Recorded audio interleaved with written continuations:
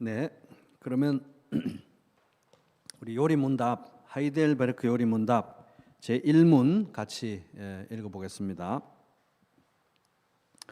제 1문 질문부터 읽겠습니다. 시작.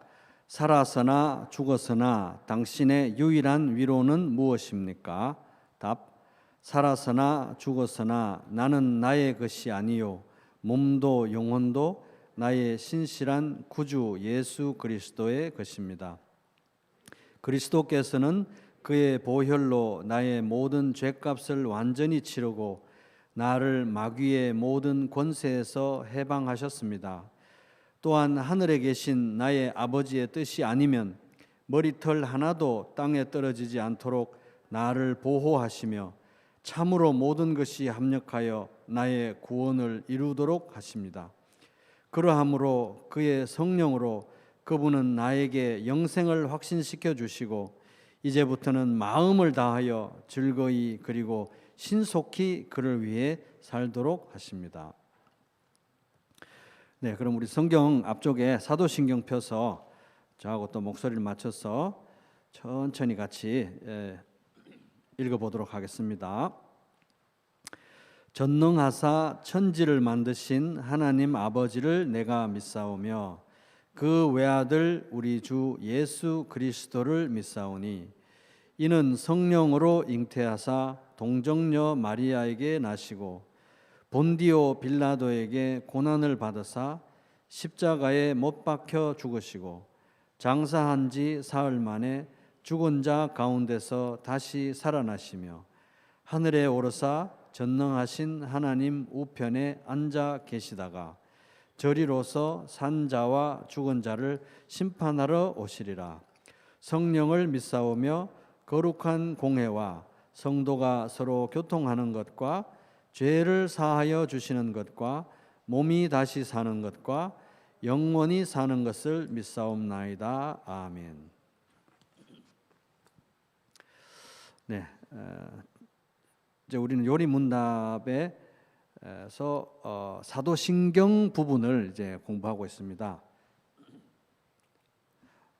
사도신경 중에서 이제 지난 주까지는 첫 번째 줄, 이제 우리 사도신경은 12조항으로 이루어져 있는데 첫 번째 조항, 전능하사 천지를 만드신 하나님 아버지를 내가 믿사오며 요 부분을 지난 시간에 공부했고요.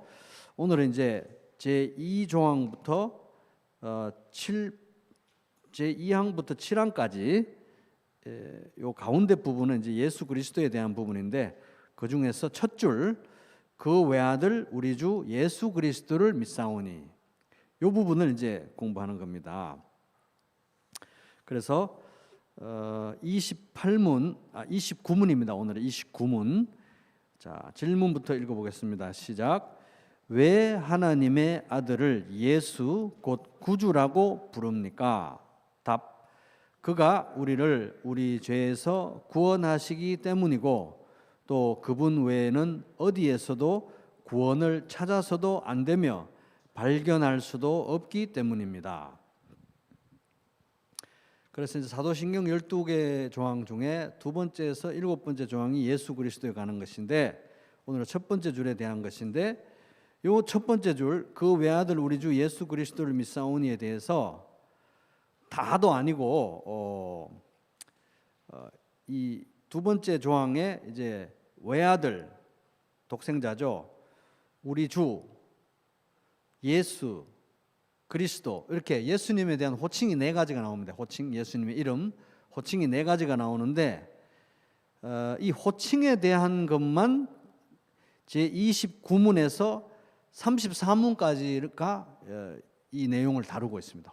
예수님의 호칭에 대한 것만 다루는 게 29문에서 34문까지. 그러니까 예수님의 이름에 대해서 지금 29, 30, 31, 32, 33, 34 6개 질문과 답이 이걸 이제 커버하고 있는 거죠. 그러니까 이제 시작하기도 전에 예수님의 이름, 예수님을 부르는 그 호칭들이 굉장히 의미심장하고 중요한 거구나. 절대로 소홀히 할 수 없는 너무나 깊은 의미가 있는 호칭들이구나, 이름이구나. 이제 우리가 이거를 알 수가 있습니다.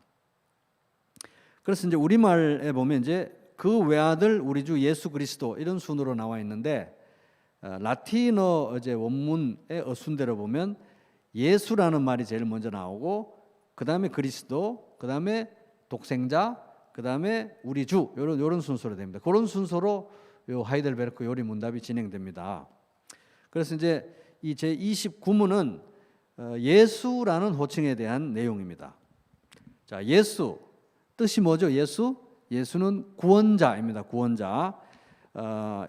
히브리 말로는 예슈아라고 하기도 하고 여호수아라기도 합니다. 여호수아. 그래서 구약에 이스라엘을 가나안 땅으로 인도해 드렸던 여호수아가 이제 이 그리스 헬라어식으로 하면 예수가 되는 거죠. 예수. 그래서 여호수아, 예슈아, 예수 다 똑같은 말인 거예요. 자, 예수는 이제 여호수아는 이제 원래는 하나님은 구원이시다 이런데 어쨌든 예수는 구원자라고 이제 이해하면 됩니다. 의미가 구원자. 그런데 예수가 하나님의 아들의 이름이고 우리와 하나님 사이에 유일하신 중보자의 이름이잖아요.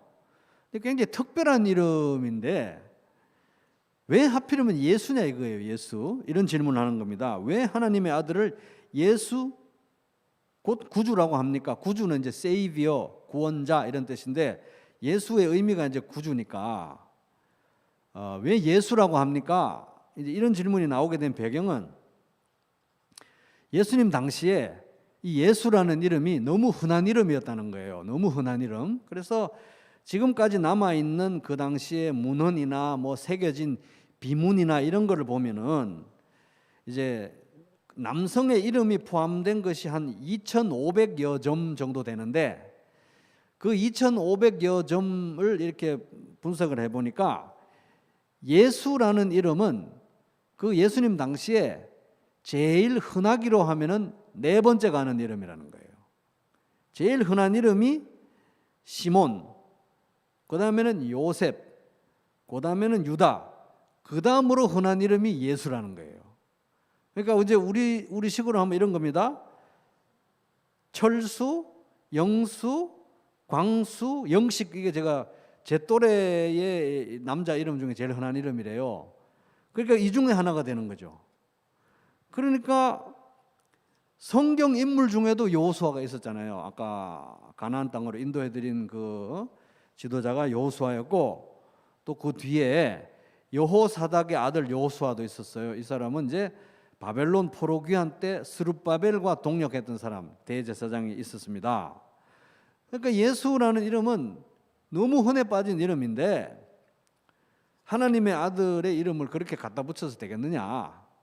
우리나라로 하면 철수, 영식 이런 걸 해서 되겠냐 이거예요. 이게 정말 하나님의 아들의 이름이 맞기나 한 건가 하는 겁니다. 근데 이제 우레시누스 이분이 이제 해설서에서 이 예수라는 이름 자체도 특별하다. 독생자 예수님의 이 예수라는 이름은 특별하다. 왜 특별한가? 첫 번째 이유는 아들을 낳으리니 이름을 예수라 하라. 이는 그가 자기 백성을 그들의 죄에서 구원할 자이심이라. 마태복음 1장 21절. 하나님이 천사를 통해서 직접 지어주신 이름이라는 거예요.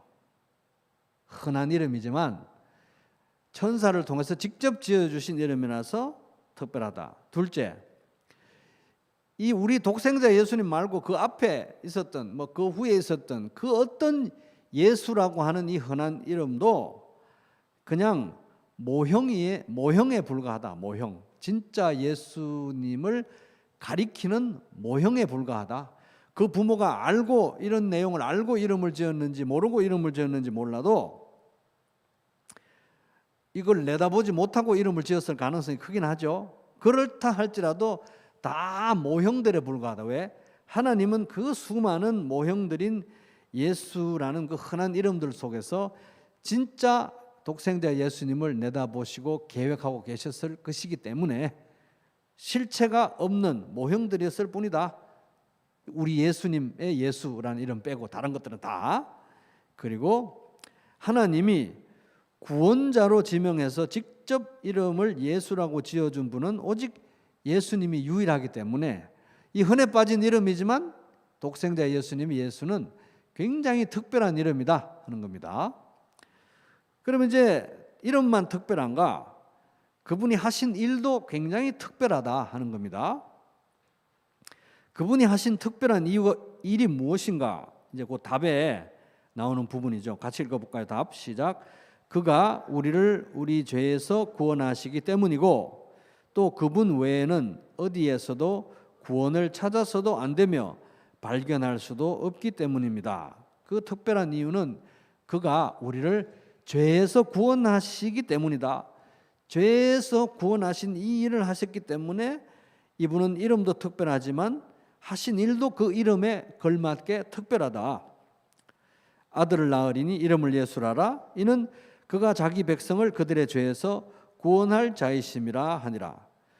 그럼 여러분, 예수님이 우리를 죄에서 구원한다는 게 왜 이렇게 특별할까요? 왜 이렇게 특별한가 하는 거예요.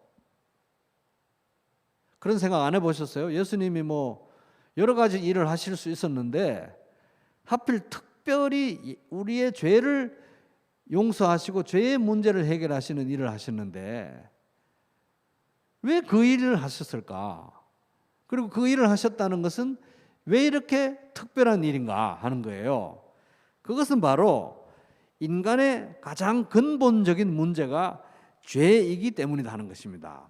그래서 경제가 좋아지면 인간의 문제가 해결되는가? 정말 군사력이 강해지면 과학과 기술이 발달하면 인권과 평등의 문제가 해결되면 외교의 문제가 해결되면 부동산의 문제가 해결되면 인간의 문제, 우리나라의 문제, 인류의 문제가 해결되는가 하는 것입니다. 안 된다는 거예요. 인류 역사상 수많은 정치인들과 사상가들과 학자들이 지금까지 엄청난 발전을 이룬 것 같지만 인류의 문제는 여전하고 사실 발전이라고도 할 것 없이 여전히 제자리 걸음하고 있다 이겁니다. 그래서 인간의 가장 근본적인 문제는 죄이고 그 죄의 문제를 예수님이 해결하셨기 때문에 특별하시다 하는 겁니다. 이 죄의 문제를 해결하실 수 있는 분도 예수님 말고는 없다는 거예요. 그런 면에서 예수님은 유일한 구원자라는 겁니다. 따라해 볼게요. 유일한 구원자. 유일한 구원자라는 거예요. 지금까지 수많은 예수, 수많은 여호수아가 있었지만 수많은 정치인, 수많은 사상가, 수많은 과학자, 수많은 정권, 수많은 제국들이 있었는데 오직 성령으로 잉태하사 동정녀 마리아에게서 나신 이 예수, 이 예수님만 참된 구원자이다 하는 겁니다. 그래서 우리는 이 예수님 이외에 어디에서도 구원을 찾아서는 안 된다. 아니, 찾을 수도 없다. 요 내용을 보게 될 때, 이 죄의 문제가 가장 근본적인 문제인데, 이제 우리가 이 사회를 바라보는 관점도 바뀌어야 되는 거죠. 정말 그렇게 생각하느냐는 겁니다. 이 사회의 문제, 인류의 문제, 대한민국의 문제, 대한민국의 가장 중요한 문제는 대한민국이 회개하고 예수를 만나야 된다. 바로 이 문제가 되는 건데, 그렇다고 보면 이 대한민국에 있는 모든 교회들 있잖아요. 지금 대한민국에 있는 모든 교회들, 우리 부평교회를 포함해서 이 대한민국에 있는 모든 교회들이 이 시대에 대한민국에서 살면서 직면하고 우리가 해결해야 되고 우리가 개입해야 될 가장 시급한 당면 과제, 가장 시급하고 가장 중요한 문제는 무엇의 문제다? 복음의 문제라는 것입니다. 그러니까 교회들이 정신을 차려야 되는 거죠. 왜냐하면 이것이 제일 급하고 제일 중요한 시급한 당면 과제이기 때문에 그렇다는 것입니다. 자, 제 30문 같이 읽어보겠습니다. 질문 시작. 그렇다면 자신의 구원과 복을 소위 성인에게서 혹은 자기 자신이나 다른 데서 찾는 사람들도 유일한 예수 그리스도를 믿는 것입니까? 이거는 질문이 좀 어렵죠. 이 말은 뭐냐 하면 소위 예수 그리스도를 유일한 구원자라고 믿는다고 하면서 다른 성인이나 또는 자기 자신이나 다른 어떤 데서 자기의 구원과 행복의 문제에 대한 해결책을 또 추가로 찾는다고 하면 그게 유일한 예수를 믿는 겁니까? 안 믿는 겁니까? 이런 거예요. 답 읽어보겠습니다. 시작. 아닙니다. 그들은 유일한 구주이신 예수를 말로는 자랑하지만 행위로는 부인합니다. 예수가 완전한 구주가 아니든지 아니면 참된 믿음으로 이 구주를 영접한 자들이 그들의 구원에 필요한 모든 것을 그에게서 찾든지 둘 중 하나만 사실입니다. 그러니까 이제 여기 이제 성인 이런 거는 가톨릭을 빗대어 얘기하는 겁니다. 그 당시에 뭐 지금도 그렇습니다. 로마 가톨릭은 이제 성모 마리아를 숭배하고 또 성인으로 추대된 사람들을 숭배하고 뭐 그런 전통이 있습니다. 그죠? 그래서 마리아에게 기도하고 성인들에게 기도하고 이런 게 있어요. 또 마리아의 성상을 만들고 성인들의 상을 만들어 가지고 그 성상 앞에서 기도하고 취지는 마리아여 나를 위해서 예수님에게 좀 기도 좀 해주세요 이런 겁니다. 그래서 이제 우리는 이것을 우상 숭배적인 행위라고 이렇게 보는데 실상 가톨릭 사람들은 또 그렇게 생각은 안 합니다. 자기들 우상 숭배한다고 생각 안 하고 우리가 손가락으로 달을 가리키는데 왜 자꾸 우리는 달을 가리키고 있는데 당신들은 손가락 얘기를 하느냐 이렇게 반론을 펴요. 우리는 마리아를 통해서 예수님께 기도한다 이렇게 말을 합니다. 그렇게 말을 하지만 그러한 행위는 비성경적인 행위고 우상 숭배적인 행위라고 우리가 말할 수밖에 없는 게 성경 어디에도 성모 마리아에게 기도하라, 성인들에게 기도하라, 그들을 통해서 기도하라 이런 데가 없어요. 우리는 오직 성령님의 도우심으로, 다른 그 누구도 아니고 성령님의 도우심으로 오직 그리스도를 통해서 아버지 하나님께 기도하는 것이 성경적인 기도의 모델이기 때문에 그렇습니다. 그러나 이제 그걸 우리가 알지만 우리는 개신교라서 마리아에게 기도도 안 하고 뭐 성인들 숭배도 안 하고 어떤 뭐 마리아 상이나 예수 상을 놓고 기도도 안 하고 그래서 우리는 우상 숭배를 안 합니다. 이렇게 안일하게 생각하는 것은 더 위험합니다. 왜냐하면 눈에 보이는 그런 건 안 하지만 마리아 숭배는 안 하는데 성인 숭배는 안 하는데 그 자리에 돈이나 권력이나 쾌락을 숭배하고 있다면 더 심각한 문제일 수 있어요. 사실은. 그래서 제31문의 취지는 이렇습니다. 유일하신 구원자 예수를 믿는다고 하면서 성인들이나 자기 자신 이게 제일 크죠. 사실 자기 자신이 뭐 대단한 어떤 걸 해서 자기 인생을 잘 꾸려갈 수 있을 것처럼 자기 자신 혹은 다른 데서 구원과 복, 여기 보면 이제 30문 제 질문에 보면 자신의 구원과 복 이렇게 되어 있죠. 구원과 행복의 문제를 해결책을 다른 데서 찾는다고 하면 이것이 정말 유일한 예수님을 믿는 행동이냐? 아니라는 거예요. 말과 행동이 불일치한다 하는 겁니다. 예수도 믿고 성인도 믿고 나 자신도 믿고 돈도 믿고 다른 사람도 의지하는 것은 유일하신 구원자 예수님을 믿는 행동이 아니라는 겁니다. 자, 여기 보면 이제 답의 그 마지막 부분에 보면 둘 중 하나만 사실이다 뭐 그런 얘기 나오죠. 그죠? 둘 중 하나만 사실입니다. 이 둘 중 하나만 사실인 거예요. 1번이든 2번이든 하나만 사실입니다. 1번은 뭐냐 하면 예수는 완전한 구원자이다. 여러분 어느 게 맞는지 생각해 보세요. 1번 예수는 완전한 구원자이다. 2번 예수는 불완전한 구원자이다. 어느 게 맞아요? 1번이 맞는 거죠. 둘 다 맞을 수는 없는 겁니다. 그죠? 근데 예수님이 완전한 구원자라면, 진짜 이게 사실이라면 우리는 우리의 구원과 우리의 행복에 대한, 우리의 구원과 행복에 필요한 모든 것을 누구에게서만 찾아야 한다? 예수님에게서만 찾아야 된다는 거예요. 이거 잘 들어야 됩니다. 이거. 그러니까 쉬운 말로 하면 예수님이 정말 완전한 구원자라면 우리는 하나님 나라와 그의 의를 먼저 구하는 삶을 살아야 된다는 거예요. 우선순위가 정리된 삶을 살아야 된다.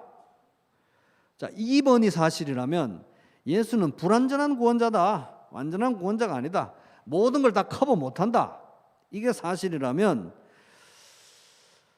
예수님도 믿고 다른 것들도 부가적으로 의지할 필요가 있어요. 왜? 예수님은 다 커버를 못하니까. 완전한 구원자가 아니기 때문에.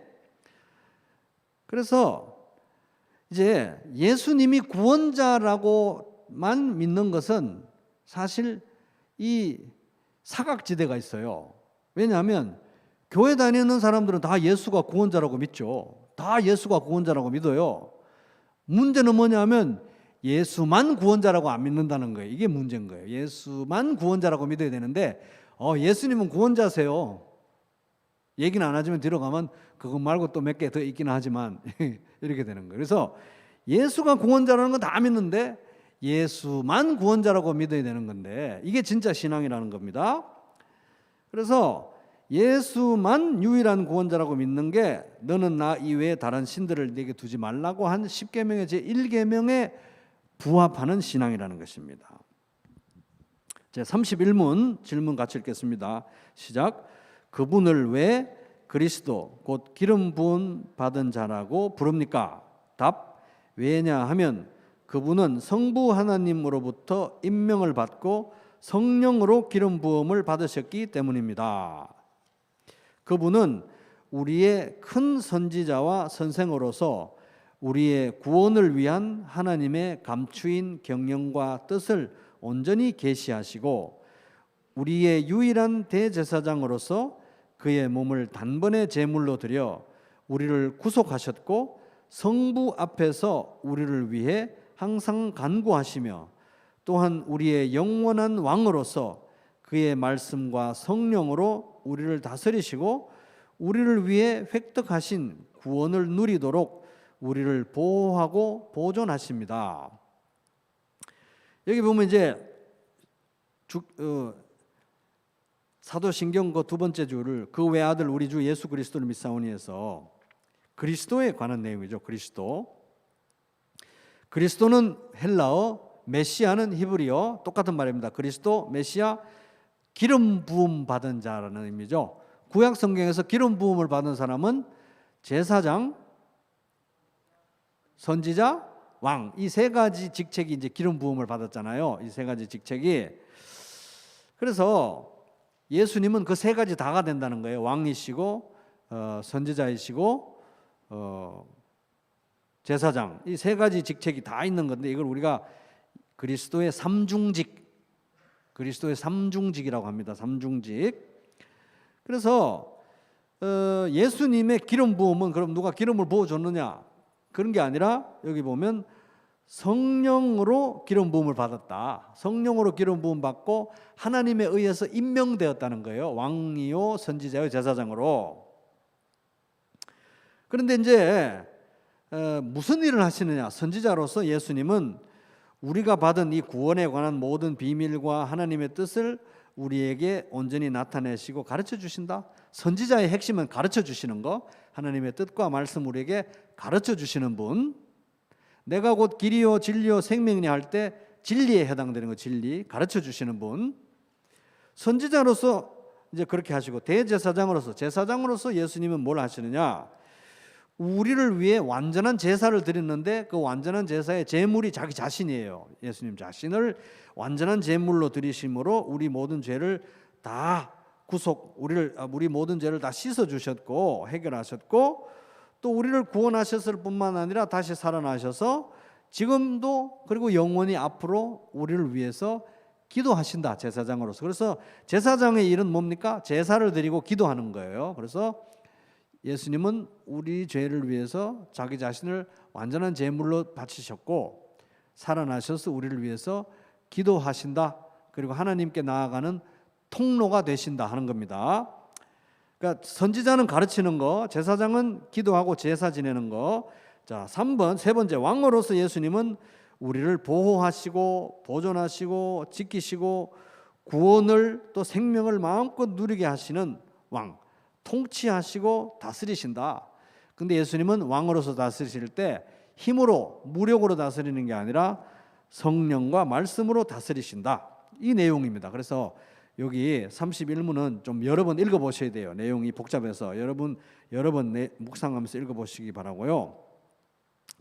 그래서 이제 17세기의 유명한 신학자 프란시스 투레틴이라는 사람이 있는데, 이분이 이제 우르시누스보다는 한 100년 뒤의 사람이죠. 이분이 이 그리스도의 삼중직은 인간의 세 가지 비참함과 연관된다, 이렇게 말했습니다. 그 세 가지 비참함이 이제 삼중직에 연관된다는 거예요. 그래서 선지자로서 예수님은 우리의 무지함, 어두움, 무지의 어둠, 칠흑 같은 어둠을 걷어내고 진리의 빛을 비추시고 하나님을 보여주시는 역할을 한다. 그래서 우리의 비참함은, 여기서 해당되는 비참함은 우리의 어두움, 무지함, 이거죠. 그리고 대제사장으로서 예수님은 우리의 죄와 죄책감의 문제를 해결한다. 그래서 제사장과 관련되는 우리의 비참함은 죄와 죄책감의 문제라는 거예요. 그걸 해결하시는 분이 제사장 예수님, 죄책감으로 혼란스러운 우리의 마음을 안정시키고 위로하시고 또 우리를 위해서 기도해 주시는 분이, 우리를 하나님께로 인도하시는 분이 제사장으로서의 예수님이다. 그 다음에 왕으로서 예수님은 우리의 무정부 상태, 우리가 죄에 노예된 이 상태에서 우리를 해방시키시는 거죠. 그래서 왕으로서 예수님은 우리를 죄에 노예된 상태로부터 해방시키시고 아무도 다스릴 바가 없는 이 무정부 상태 같은 나를, 나의 마음을, 나의 상황을 통치하시는 분이 왕으로서 예수님이시다.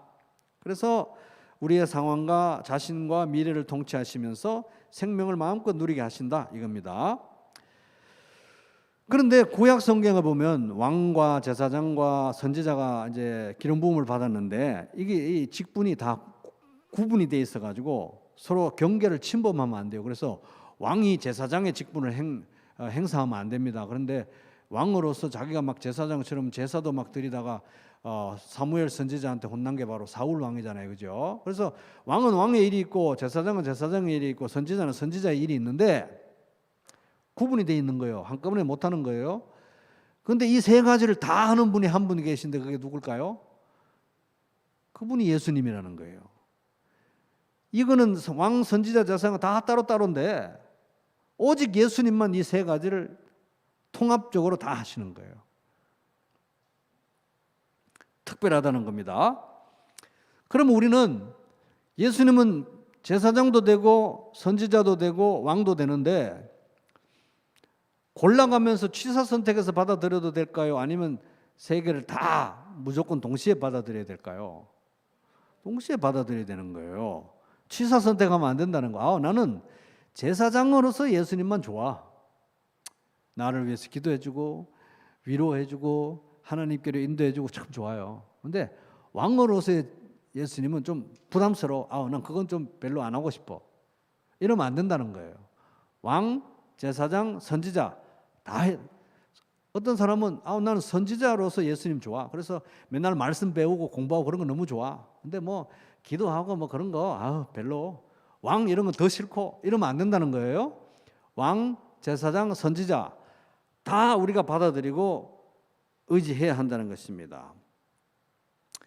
그래서 우리는 선지자이신 예수님께 배우고 제사장이신 예수님을 통해서 하나님께 나아가고 왕이신 예수님의 통치를 매일 받아야 된다 하는 거예요. 예수님은 또 그 이전에 있었던 보통의 선지자나 보통의 제사장이나 보통의 왕과는 구별이 됩니다. 왜냐하면 예수님은 여기 보면 큰 선지자 이렇게 있잖아요. 최상의 선지자, 유일하신 대제사장, 영원한 왕이래요. 영원한 왕. 그래서 다른 거, 차원이 다른 분이라는 겁니다. 그래서 선지자는 하나님의 뜻을 전달하는 도구였지 하나님 자신은 아니었습니다. 그런데 예수님은 하나님의 뜻을 전달하면서 동시에 자기가 아들 하나님의, 성자 하나님이에요. 보통의 대제사장이 짐승의 피로 제사를 드린 것과는 달리 예수님은 당신의 몸으로 당신 백성의 죄를 대속하셨습니다. 직접. 보통의 왕들이 총과 칼로 힘으로 자기 백성을 다스린 것과는 달리 그리스도는 말씀과 성령으로 다스리신다 하는 겁니다. 자, 32문 같이 읽어보겠습니다. 질문 시작. 그런데 당신은 왜 그리스도인이라 불립니까? 답. 왜냐하면 믿음으로 그리스도의 지체가 되어 그의 기름 부음에 참여하기 때문입니다. 나는 선지자로서 그의 이름의 증인이 되며 제사장으로서 나 자신을 감사의 산 제물로 그에게 드리고 또한 왕으로서 이 세상에 사는 동안 자유롭고 선한 양심으로 죄와 마귀에 대항하여 싸우고 이후로는 영원히 그와 함께 모든 피조물을 다스릴 것입니다. 정말 한번 읽고 넘어가면 안 되겠죠. 내용이 너무 촘촘하고 의미가 깊습니다. 여러분 읽으시기 바라고요. 그리스도인이라는 단어는 크리스토스라는 이 그리스도라는 헬라어 단어에다가 이아누스라고 하는 라틴어 의미를 더해가지고 크리스티아노스라고 이제 헬라어 단어로 그러는데, 이게 이제 헤롯 왕이라는 거, 헤롯 있잖아요. 헤롯 왕의 이름에다가 이아누스라는 단어를 넣으면 헤로디안, 헤롯 당이 되는 거예요. 그래서 크리스찬, 그리스도인, 크리스찬 이 말은 그리스도 도당, 그리스도 따라다니는 사람, 그리스도쟁이, 예수쟁이, 맨날 그리스도 그러는 사람, 그리스도의 제자들, 그리스도의 종들, 이런 식으로 약간 비꼬는 식으로 불려졌던 이름이 안디옥 교회에서 처음 불려졌죠. 안디옥에서. 그게 이제 그리스도인인데, 그 당시 안디옥의 제자들이 얼마나 그리스도 중심적인 영성을 가지고 있었는지 단적으로 볼 수 있는 증거가 되는 거예요. 오죽했으면 그리스도쟁이라고 불렀겠죠. 그리스도인이라고. 그래서 그리스도인이 된다는 것은 이제 그리스도의 지체가 되었다 하는 건데, 이 질문대로 하면은 그리스도의 지체가 된다는 건 그리스도의 접붙임 바 되었다. 나는 포도나무여 너희는 가지라. 접붙임 바 되었다는 거예요. 그리스도의 지체가 되었다. 일부가 되었다. 그러므로 우리는 그리스도의 지체가 되었기 때문에 그리스도의 기름 부음에 참여한다. 다시 말하면 왕이요 제사장이요 선지자이신 그리스도의 그 기름 부음 받은 직분에 우리가 참여한다는 거예요. 참여. 우리는 예수님이 큰 대제사장이고 큰 선지자고 큰 왕이라면 우리는 조그만 왕, 조그만 선지자, 조그만 제사장으로서 이 세상에서 그리스도가 이 땅에 계시면서 하시던 일을 이어가고 있다 하는 것입니다. 그게 이제 우리의 대사명이죠. 그래서 이걸 우리가 파생적, 참여적 직분이라 그러는 겁니다. 그래서 이제 그 답의 내용을 보면 나는 선지자로서 그의 이름에 증인이 되며, 선지자로서 우리는 가르쳐야 되는 거니까 복음을 깨닫고 시인하고 고백하고 선포하고 세상에 가르치는 겁니다. 제사장으로서 나는 나 자신을 감사의 산 제물로 그에게 드리고, 제사장은 또 기도하고 제사를 드리는 거잖아요. 이제 우리는 예수님 안에서 제사장으로서, 왕같은 제사장으로서 우리 자신을 전인격적으로 하나님께 산 예배로 드리는 겁니다. 이것이 우리가 드릴 합당한 예배입니다. 로마서 12장 1절. 그죠? 너희 몸을 거룩한 산 제물로 드리라. 이것이 우리가 드릴 합당한 예배다. 로마서 12장 1절이죠. 그리고 끊임없이 하나님께 찬미의 제사를 드립시다. 감사의 제사를 드리는 거, 우리 제사장으로서. 그리고 세상을 위해서 기도하는 거예요. 그리고 또한 왕으로서 이 세상에 사는 동안 자유롭고 선한 양심으로 죄와 마귀에 대항하여 싸우고 이후로는 영원히 그와 함께 모든 피조물을 다스릴 것입니다. 그리스도의 통치에 참여한다는 겁니다. 마귀의 계략에 대적하여 설 수 있도록 하나님의 전신갑주를 입으십시오. 에베소서 6장 11절. 이렇게 우리는 왕이요 선지자의 제사장으로서 그리스도의 기름 부음에 참여하는데, 이제 이걸 한마디로 쉽게 요약한 게 이제 우리를 왕 같은 제사장이라고 그러잖아요. 왕 같은 제사장. 베드로전서 2장 9절. 왕 같은 제사장이라고 그러는 겁니다. 그런데 이제 한 가지 주의사항만 말씀드리고 넘어갈 거는, 우리의 왕직은, 우리의 왕됨은, 우리가 왕적 존재라는 것은 예수님이 왕적 존재라는 거하고 질이 다르다는 거예요. 혼돈하면 안 된다는 겁니다. 이 우르시누스 해설서에 보면 정말 잘 정리해놨습니다. 왜 그리스도의 왕직과 우리의 왕직은 왜 다르냐? 첫째, 그리스도는 본질상 원래부터 왕이시다. 그런데 우리는 그리스도 안에서 그의 통치에 참여하는 거예요. 둘째, 그리스도는 모든 피조물과 교회의 왕이시죠. 그런데 우리는 왕이라도 교회의 왕은 아니라는 거예요. 교회와 피조물의 왕이 아닌 겁니다. 그리스도는 교회와 피조물의 왕이에요. 우리는 그의 교회나 뭐 이런 것들 말고 자연이나 동물이나 식물이나 그 이외의 것들을 다스리고 통치권을 대행할 수 있는, 하나님의 통치권을 대행하는 그런 직분으로 우리가 부름받은 겁니다. 통치의 대행자들인 거, 대행자. 그다음 세 번째는 그리스도는 자기 자신의 권능으로 마귀의 세력을 정복하지만 우리는 왕적 존재지만 그렇게 못해요. 우리는 예수님의 은혜와 도우심 안에서 어둠의 세력을 이긴다. 네 번째, 그리스도는 성령과 말씀으로 세상을 통치하잖아요. 우리는 성령과 말씀으로 세상 통치하는 게 아닙니다. 성령과 말씀에 순종하는 거예요. 그렇게 그리스도의 통치에 참여한다 하는 겁니다. 그래서 이제 오늘 여기까지 그 외아들 우리 주 예수 그리스도를 믿사오니에서 예수와 그리스도 부분을 했는데 또 다음 시간에 이름에 대해서 이어가겠습니다.